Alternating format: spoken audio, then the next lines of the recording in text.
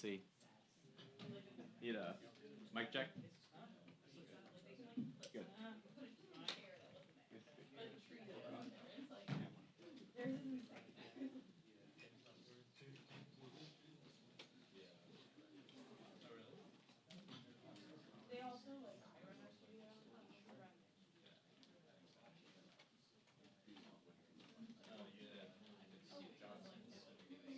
Don't know if I could like physically set that up. It's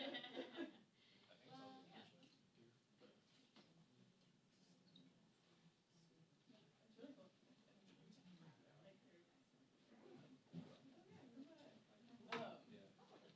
I was like, I got some questions about stuff. So they like definitely know what they're talking about. I'm Maddie. Nice to meet you.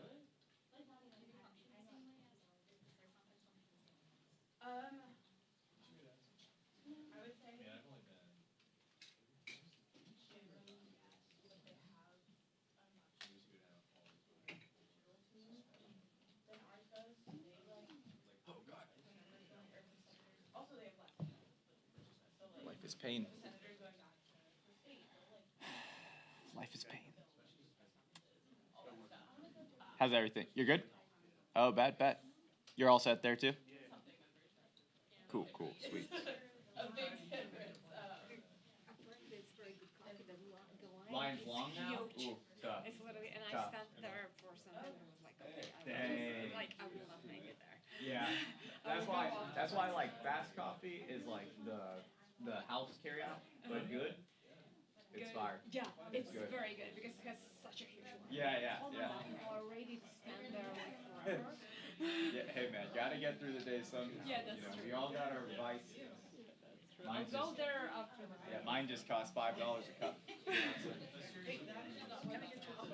I got you. Yeah. You need like a little focus or whatever. Yeah, of course. Just a quickie. Anytime.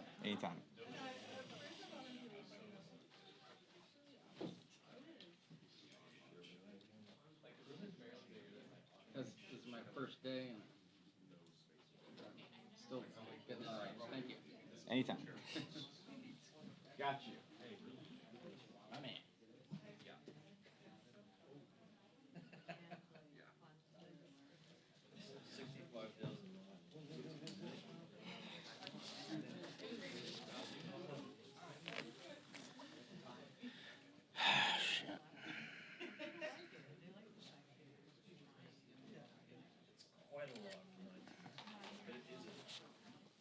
It is quite a lot. I mean, it looks like it's mint, but it's a prelude, so that's like Shirley. it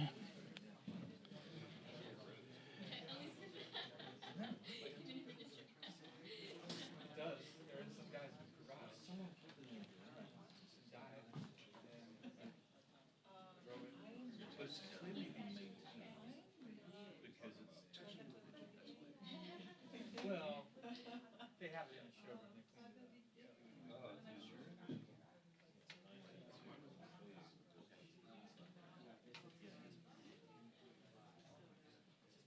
Because the tires are in place. I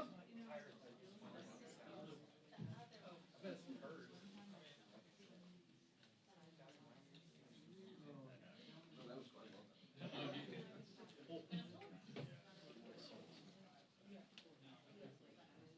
So I was down in Kentucky last week and I ventured up to his farm in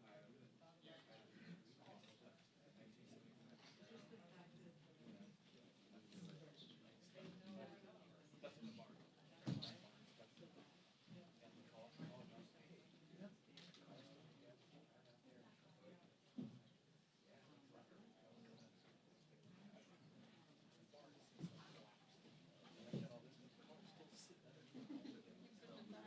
The rails is back there.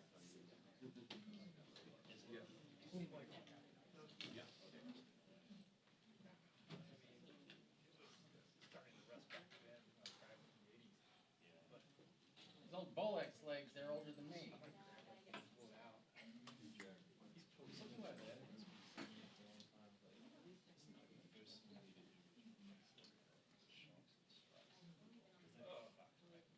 It froze? The brakes. The brakes are frozen. That's not expensive.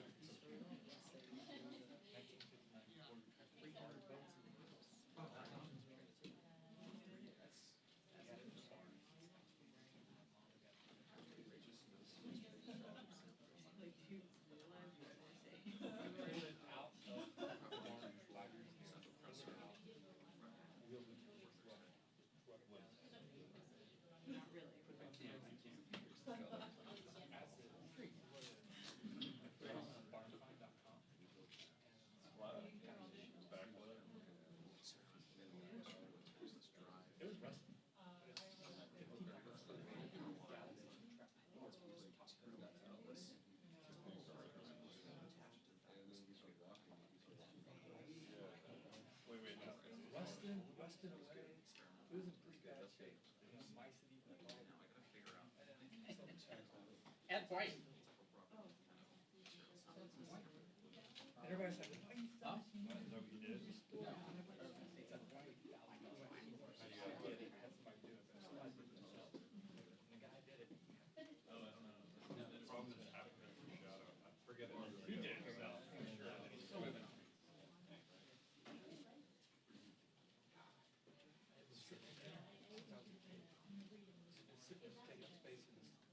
Did you file already, Scotty? Oh, yeah. Yeah, but I didn't keep them much. We had them all, but my dad actually wanted them. Oh, my friend.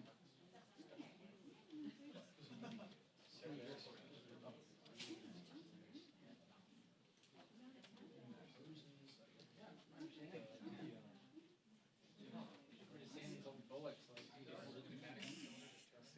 Hey, happy holidays. You know what? They're still here. And that carbon fiber. What's great about these? You can throw them anywhere.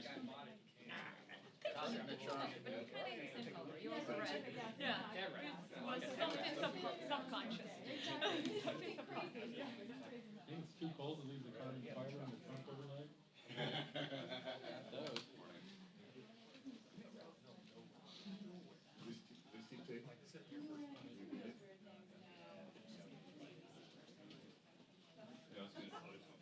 Oh, sorry. I'm sorry. I never. I get so excited. Yes, that was you. I really couldn't.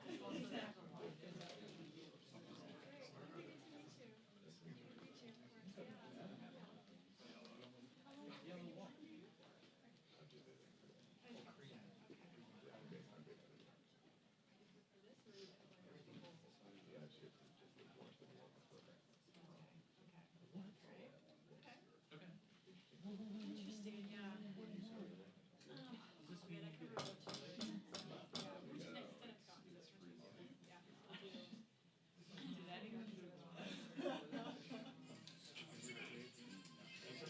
I could never do it.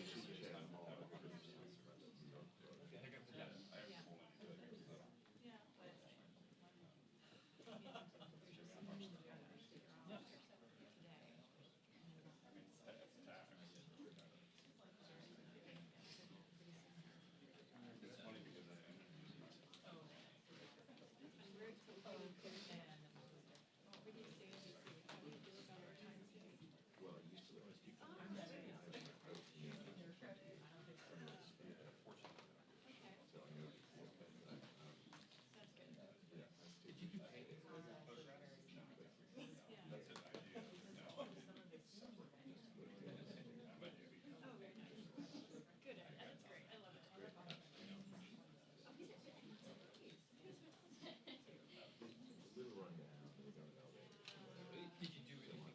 Are they straight work or did you just three?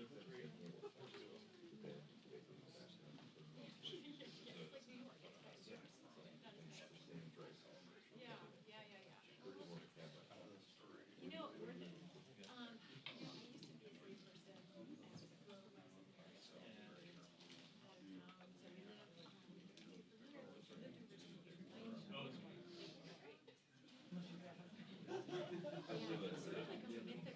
Good. It's like a brigadier. We're not intentional seekers. It's actually an island. It's a full large lake in Arlington. A lot of people don't know about it. It's a private lake.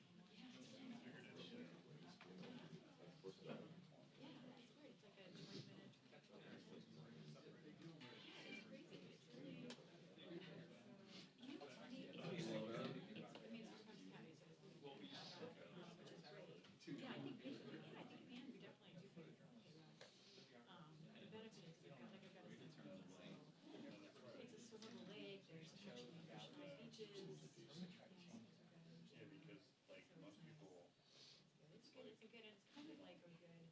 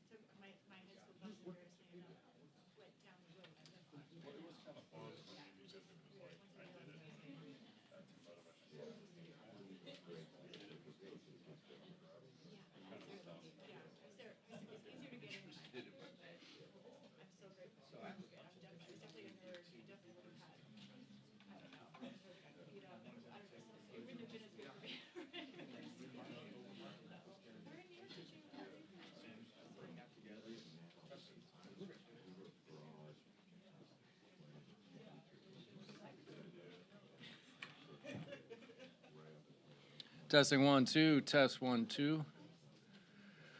Testing 1 2, testing 1 2. How's it working? Testing 1 2. Test 1 2 3. Testing 1 2 3.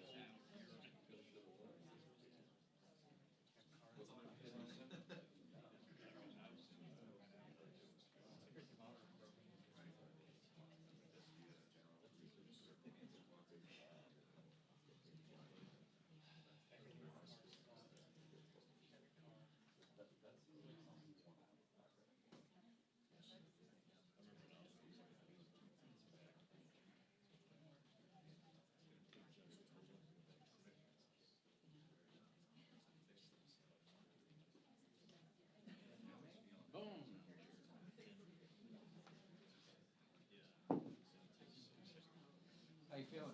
Good, man. How you doing? It's like already TV and it takes a special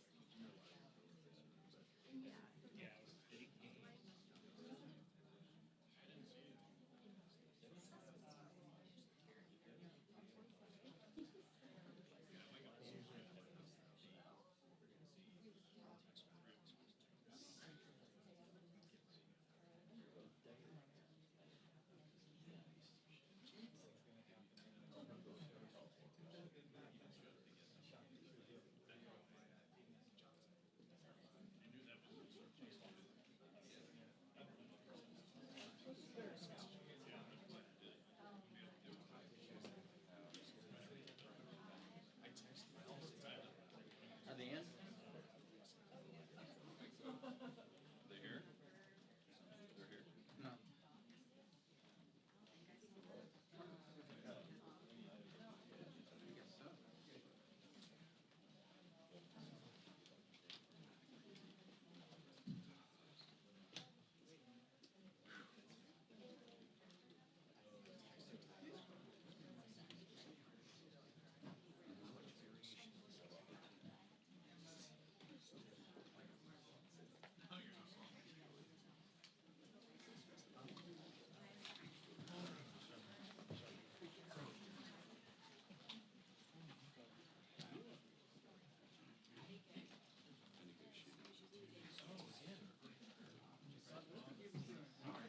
So they negotiated with TV so you could move there if they wanted you to. Seriously?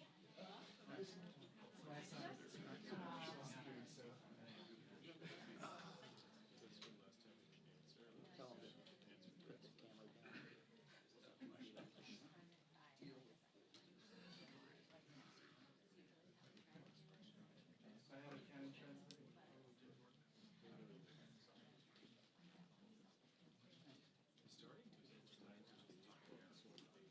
No. Double nine.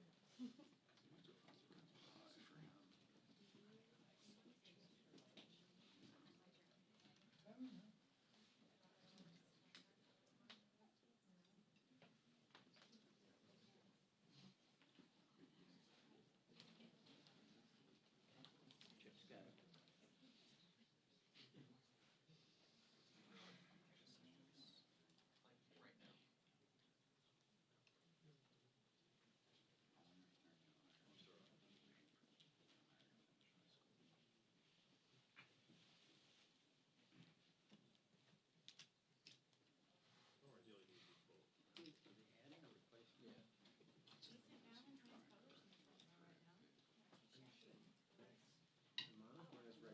Adding or replacing? Yeah. It was on accident, actually. I think he's the only one that's supposed to speak on that. I wouldn't want someone to speak. No, you're right. You're absolutely right. Francis, when they get to the podium, can you come back so we can get a wide shot? Oh, yeah, I'm not gonna, Thank you. I'm setting up a Gotcha, specific gotcha. entry shot. Thank It's not a work of art. Oh, yeah, it's gonna have this podium. It's gonna have, It's gonna be art. Podium. I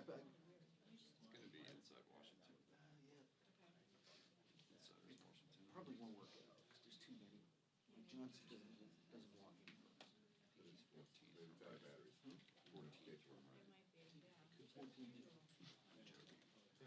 There are a bunch of people who, like Mark Green.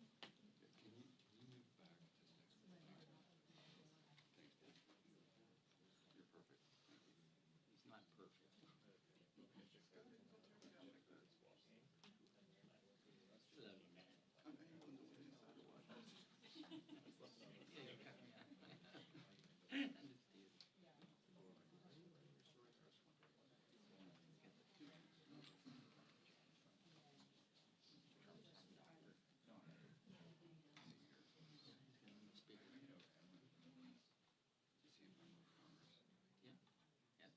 Oh, that one. Yeah, he's in. He's Trump's. Okay. When he was, That's right. Yeah, yeah. I saw that. he was assigned as a public health service.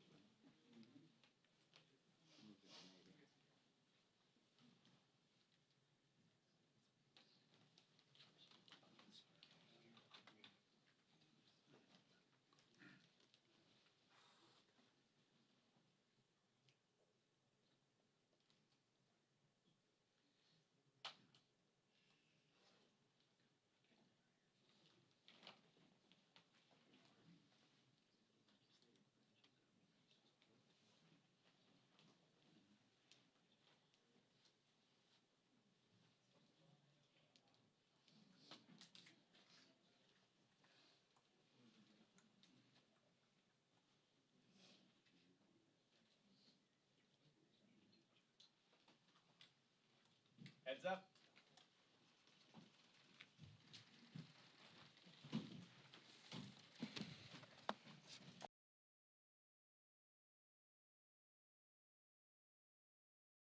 Bombshell report last week from the special counsel confirming that President Biden retained and mishandled classified documents for years in unsecure location. Special counsel Hur's decision to not prosecute Biden because of his deteriorating mental state further demonstrates the un-American two-tier justice system that exists in Joe Biden's America. There cannot be one set of rules if your last name is Biden and another set of rules for the rest of America. And the American people know that if someone is mentally unfit to stand trial, they are unfit to serve as commander-in-chief. Turning to our agenda of this week, House Republicans will continue to deliver on our promises. Yesterday, after a year-long investigation led by the House Homeland Security Committee under the leadership of Chairman Mark Green, we executed our constitutional duty impeaching Secretary Mayorkas for violating his oath to support and defend the Constitution, subvert the rule of law, and breach the American public's trust. Impeachment is just one step. The Senate must pass House Republicans' Secure the Border Act, the strongest border security bill in history, to stop the invasion at our borders, which we are seeing under Joe Biden's policies. This week, House Republicans will also bring the Unlocking Our Domestic LNG Potential Act to the House floor, stopping Joe Biden's war on American energy and unleashing domestic energy production. With that, I'm proud to hand it over to Congressman Ronnie Jackson from the great state of Texas. Well, thank you. I appreciate everybody being here. I just want to thank Congressman Pfluger for introducing his bill on our LNG exports. I want to thank leadership. I want to thank Speaker Johnson, Leader Scalise, Whip Emmer, and Chairwoman Stefanik for keeping this oil and gas issue at the top of the thing. But I want to talk about something else today. What I want to talk about is in regards to the Hur report that just came out. I think this is on the mind of a lot of Americans right now. I want to just state the obvious. If you're not cognitively fit to stand trial or to answer accusations against you, you're obviously not cognitively fit to be the president, our commander-in-chief, and our head of state. And I think that, you know, we have to, at this particular point, we have to start asking the hard questions. I'm glad to see that some of the press is starting to do that. You know, I've been saying individually for a long time since he was candidate Joe Biden that this man's not cognitively fit to be our head of state and our commander-in-chief. We've had lots of evidence of that since then. A lot of people are starting to see that. Now we have the Hur reports coming out, which is a completely different angle on this, an objective report from a member, from an appointee of his own DOJ, from his own administration, that's saying that he's not cognitively fit to do his job.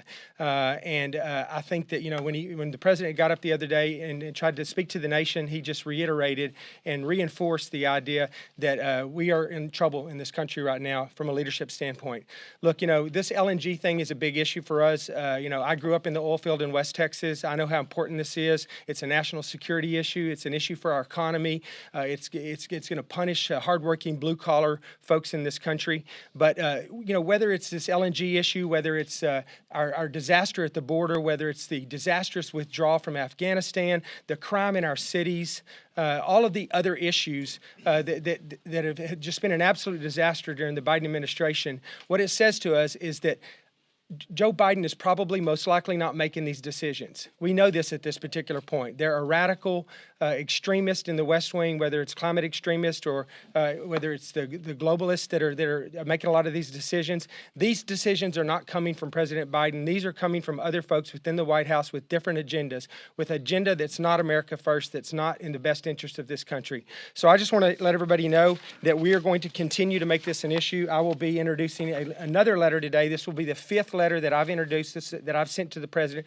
This will go directly to President Biden. It will CC every member of his cabinet, and it will insist that he come forward and be honest with us about his physical and his mental capabilities and his exams. He's supposed to be getting a physical exam done here in just a few months, his annual physical. They've already indicated that there will not be a cognitive test associated with that. I think if there was ever a time that we need a cognitive test for a sitting president of the United States, it's right now.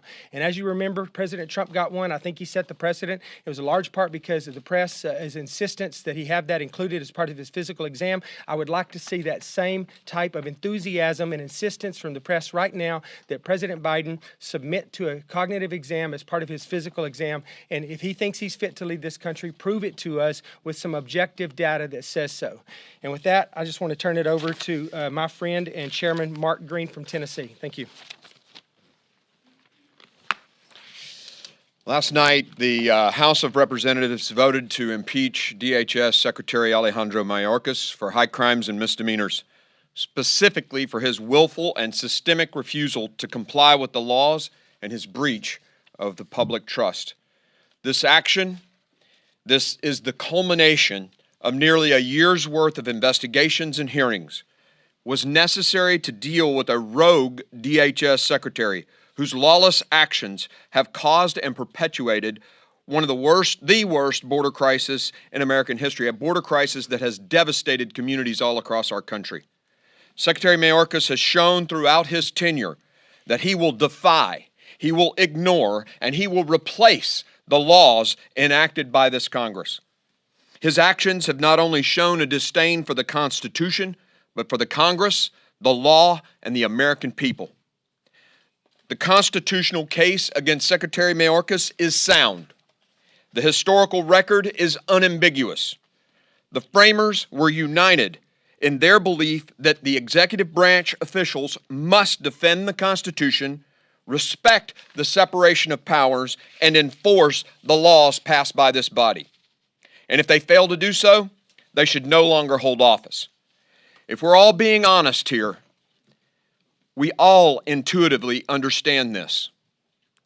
When an executive branch official rejects, unilaterally replaces the laws passed by this Congress, we have to act. And last night, we did.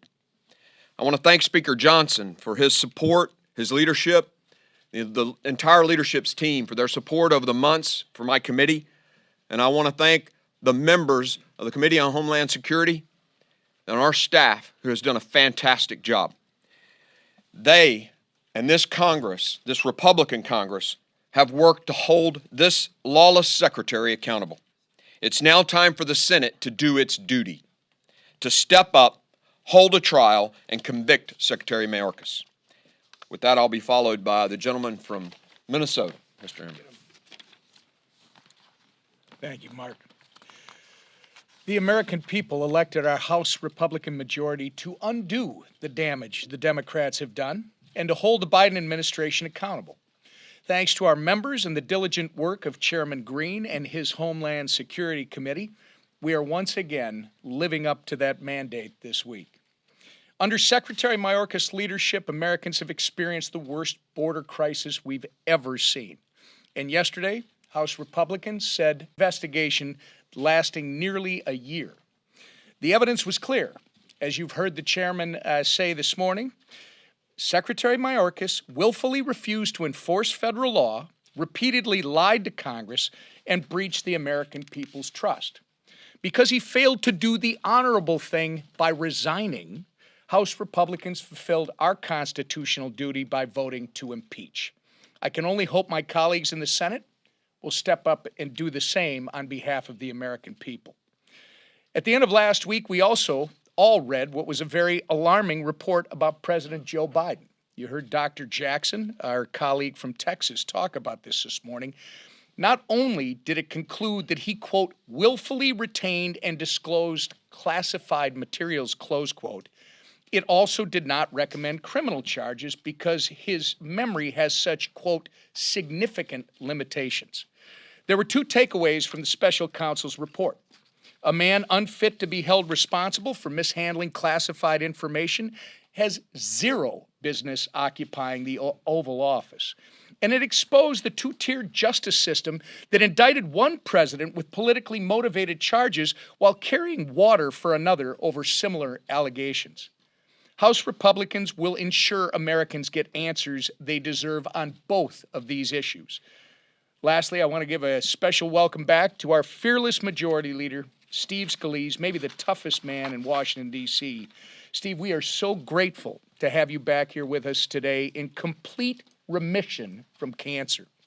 And right in time for Mardi Gras in true Steve Scalise fashion. Your grit, determination, and resilience have been an inspiration to each and every one of us, and it's good to be fighting in the trenches with you again. So with that, I proudly turn it over to the toughest man in Congress, Steve Scalise. Yeah. Well, thank you, Whip. It is great to be back, and even more importantly than that, it's great to be in remission from cancer. It's been a long battle, about 6 months long. But God answers prayers, and there have been a lot of prayers, and thank everybody for the support and prayers along the way. And you surely don't get through this alone. But I was looking forward to coming back, and now it's great to be back. It's great to see all of you. Happy Valentine's Day to everybody, especially happy Valentine's Day to my wife Jennifer. So she's back home. But I tell you what, we got right into the business of what this Congress and especially what this majority has done, and that's taking our job seriously and doing the tough work. We brought back up the impeachment of Secretary Mayorkas. I want to thank Blake Moore for giving us the opportunity to reconsider the vote and him procedurally making sure we had that opportunity so that we could send a statement once again that we, this House Republican majority, care about border security. And in a town where everybody should be concerned about what is one of the biggest crises facing our country, the fact that we've had millions of people come across our border illegally, including people on the terrorist watch list, drug dealers from Mexico, the cartels having operational control of our southern border, to the point where they're bringing drugs in that are killing 150 young people in America every single day. That should matter to everybody, especially the President of the United States, and especially the Secretary of Homeland Security, who, as Chairman Green's committee, did a methodical job of pointing out over months and months of building this case that this secretary has failed to do his job. He's let down the American people, and the American people want a secure border. And people have asked, what's the point of impeaching the secretary if the Senate's just going to discard it? I don't know what the Senate's going to do. I gave up predicting what the Senate might do, but I will tell you this. If the Senate just discards this, like they do so many other important issues, like H.R. 2 that we sent over 6 months ago, where we came together as a Republican majority and passed the toughest border security package that we've ever seen come out of Congress, at least since the 1980s. And the Senate won't even take that bill up. The Senate can't even pass their own bill. And if they ignore this and just throw it in the trash can without taking it as seriously as the American people do, then there will be accountability and consequences to that action. So it's on the Senate. They have to do their job, but the good news is this House Republican majority, as razor thin as it is, once again did our job. We are going to fight to secure the border. We've got a speaker who continues to call on President Biden, and I'm sure he's going to talk about this, to just sit down and meet to talk about this major crisis. You know, the president cares about all these other things going on around the world, as we do too. But if you don't care about one of the biggest crises facing our country, to the point where the president won't even sit down with the Speaker of the House to talk about ways to solve this problem, when we've laid out a number of different options, not just laid them out, we passed them, which is not easy to do. We're going to take this seriously, as we have for months and months, and continue to focus on those needs of the American people, even if this president and his administration refuses to. One other issue that we're going to be bringing up this week, and there's others, you know, FISA is going to be a big fought out issue tomorrow, but on Friday, it was talked about earlier, August Pfluger's bill on the LNG exports. When President Biden, just a few weeks ago, said he was going to ban LNG exports in America, all that does is embolden our enemies around the world. You know, if he does it because the far left extremists on the left and environmentalist groups are threatening him and saying, stop supporting fossil fuels in America. I don't know if the president knows this or not, but let me tell him, if it's not the first time he's heard it, I sure hope it's not the first time he's heard it. There is nobody in the world that produces energy cleaner and more efficient than the United States of America. And stop attacking American energy, Mr. President, because when we make energy, we do it better than anybody else in the world, and it allows us not only to lower prices here at home for families who are struggling, but it also allows us to send that energy to our friends around the world. And when President Biden takes that energy off of the market, that just means countries like Russia and Iran become more emboldened, because those countries still need that energy. We still need that energy. And when he shuts down LNG exports, it also stifles production in America. That kills jobs here at home. And again, the cleanest place to produce energy in the world, and it raises prices on families who are struggling. Why on God's earth would you want to do that? We have a bill to reverse that ridiculous, crazy, insane policy, and we're going to have that vote on Friday as well. So we're going to keep doing our job here in this majority, and the guy leading the way is our Speaker, Mike Johnson. Take it away. Thank you. Good morning, everybody. Thank you for being here. It is Ash Wednesday and also Valentine's Day, as has been mentioned. The American people are not feeling very loved right now, though. They're not feeling heard by the Biden administration. And I'm going to recap a few of the things that you've heard here this morning already. First of all, regarding this fitness for office of the president, Americans have been speaking out about the president's mental acuity and the double standards within his Justice Department. On Thursday, as you know, the special counsel confirmed that President Biden mishandled classified materials in a way that presented serious risk to national security. He broke the law, but he's not going to be charged. Why is that? Well, special counsel said that it decided not to indict the president in part because there are significant limitations on his memory, and a jury wouldn't convict him because he would be presented as, quote, an elderly man with a poor memory. That did not inspire confidence among the American people. It's of great concern to us. Ultimately, they're indicting, remember now, the DOJ is indicting one president with politically motivated charges, and they are now carrying the water for another amid very similar allegations. A man too incapable of being held accountable for mishandling classified information is certainly unfit for the Oval Office. And everyone in this room, if you just ask yourself that question, you will come to the same conclusion. On energy, this isn't the only issue, that the Biden administration is facing criticism for. Americans have expressed their frustration with his attacks on energy independence. We say all the time here that energy security is national security. The two things are directly related. It's also the lifeblood of the U.S. economy in so many ways. But the president has paused pending approvals on exports of liquefied natural gas. Why? Why would he do that? It's completely counterproductive for our country, and it is dangerous. My home state of Louisiana happens to be the largest producer of America's LNG. We try to export that around the world, but he is stalling LNG export terminals like Calcasieu Pass 2. It's nothing but a political ploy to appease radical climate activists at great cost. Job creators and energy producers are going to have to pause their projects. It's going to jeopardize thousands of U.S. jobs.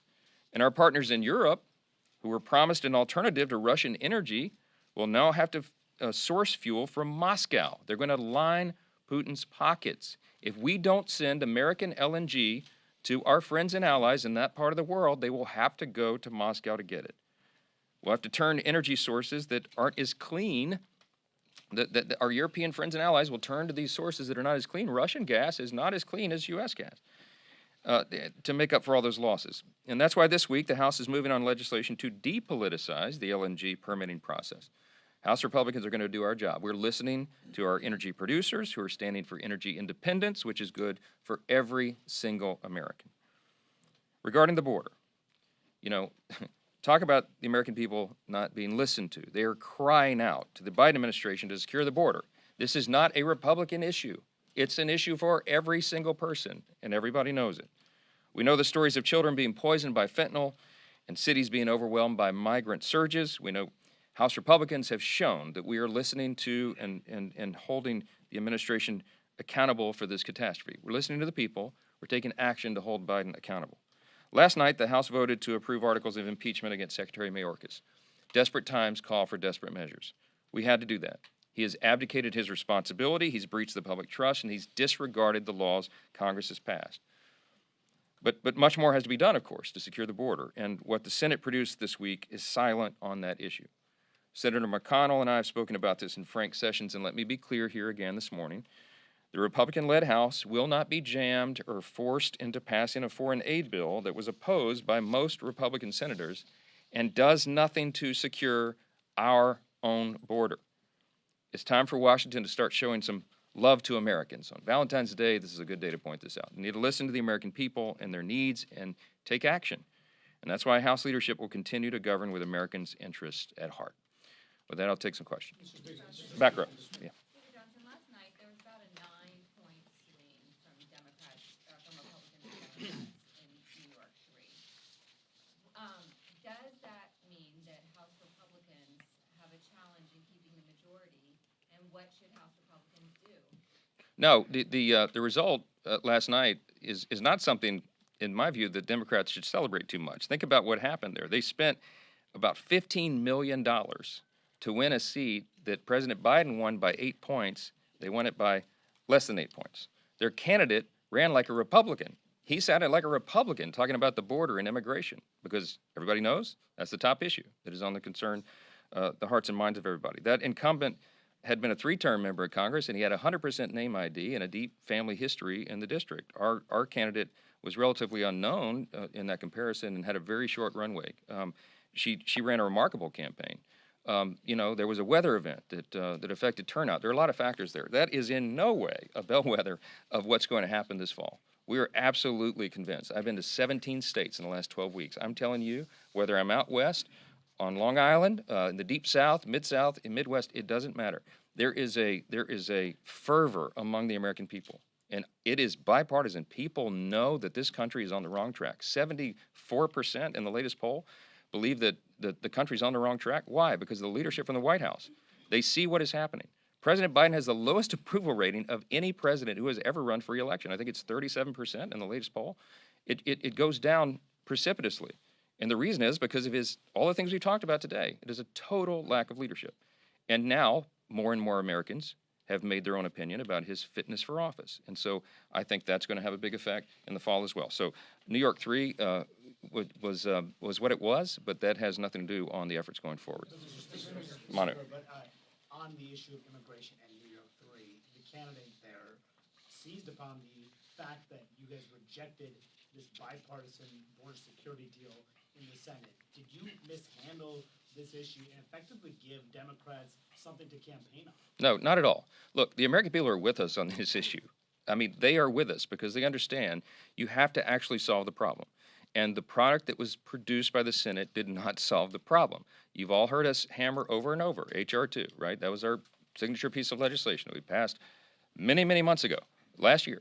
And the reason that all those components are important, again, is because they have to fit together. That's got to solve the problem. You have to address all of them. The Senate bill didn't do that, and that's why it was rejected over there. We have to do it. It's been mentioned that I've been requesting a meeting with the president for weeks now, a month. I've been asking to sit down with the president to talk about the border and talk about national security, and that meeting has not been granted. And I'm going to continue to insist on that because they're very serious issues that need to be addressed. And if the Speaker of the House can't meet with the President of the United States, that's a problem. I don't know why they're uncomfortable having the President sit across the table from me, but I will go in good faith because we have to solve this issue and do every single thing we can. And as you know, he has a broad arsenal of executive authority that he could use right now, he could have used yesterday, he could have used months ago to stem the flow. That's not our view. That's what the law says, and we've spelled that out. We also documented 64 specific actions that he took from the day he walked into the Oval Office and his agencies to open that border wide and create this catastrophe, and that is why we have a problem. We got to get to it. Scott in the back. Thank you, Mr. Speaker. You've talked about, you challenged the president's cognitive abilities. You've said he is not fit to be president. Don't believe he can do the job. Why do you think a meeting, a one-on-one meeting with the President of the United States would solve all of these problems? Well, that's a very good question, but I have to do everything that I can. And he is the commander-in-chief right now, as uncomfortable as that makes most of this country. And I have to work with what I have. I have to do my job, and I'm going to insist to continue to do that. The House Republicans are going to continue to do our job. We're going to continue to move the ball forward. We're going to continue to demand that before we take care of issues all around the world, we take care of our own first. And I'm telling you, that is not a campaign message. That is the truth, and that is what resonates in the hearts of the American people. We are on their side, and it's the side of common sense. It's the side of security. It's the side of stability. It's the side of sanity. And the President of the United States will not acknowledge that, and it is of great alarm to us. Take one more. Yeah. Hey. Welcome back, Mr. You have said that you want a meeting with the president, as Scott was saying. HR 2 is dead in the Senate. You yourself were part of killing the Senate compromise bill. You called it dead on arrival from what you knew. So my question to you is, while you say there need to be solutions, what are House Republicans doing to get to a solution on the border and on Ukraine? Or are you going to actually do nothing? What is your proposal? What are you doing? No, we're addressing each of those issues. They're important issues on the table. We are not going to be forced into action by the Senate, who, in the latest product they sent us over, does not have one word in the bill about America's border, not one word about security. The reason that the other one was dead on arrival is because it did not meet the moment. It would not have solved the problem. You can't leave giant loopholes and codify some of the things that have gotten us into this situation. So what we're doing right now is the House is working its will. The House Republican Conference, we just met an hour ago with all the members, and there are lots of ideas on the table of how to address these issues. We will address the issues. We'll do our duty on that matter, and all that begins in earnest right now. We have to address this seriously. We have to actually solve the problems and not just take political posturing as has happened in some of these other corners. That would thank you. What about Thank the you. government shutdown, sir? Will you get those spending bills done in time?